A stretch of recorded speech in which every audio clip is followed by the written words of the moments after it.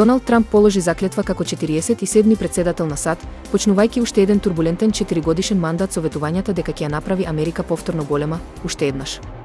За граѓаните на Америка, 20 јануари 2025 година е ден на ослободувањето, порача Трамп во своето председателско обраќање веднаш по церемонијата на заклетвата, која за прв пат по 40 години беше поместена во затворен простор, во Капитол во Вашингтон.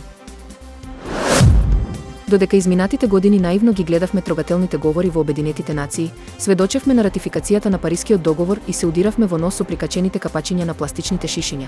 Зад сцената очигледно се одвивала сосема спротивна приказна. Лидерите на модерниот свет не само што не се посветиле искрено на запирање на глобалното затоплување, туку, изгледа, тајно се радувале на тоа бидејќи може многу да профитираат од него. Со доаѓањето на Трамп на власт, тоа стана очигледно бидејќи староновиот американски претседател никогаш не бил суптилен човек.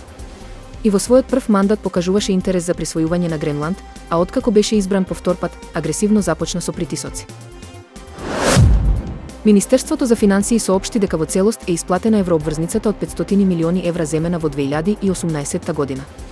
Средствата за сервисирање на оваа обврска беа обезбедени преку заем од унгарската Експорт-импорт банка, со камата од 3,25%, рок на отплата 15 години и со вклучен грејс период од 3 години. Македонија досега има издадено 9 еврообврзници, од кои 6 се веќе исплатени, а во наредните години достасуваат за отплата уште 3 еврообврзници, издадени во 2020, 2021 и 2023 година, во вкупен износ од 1,9 милијарди евра.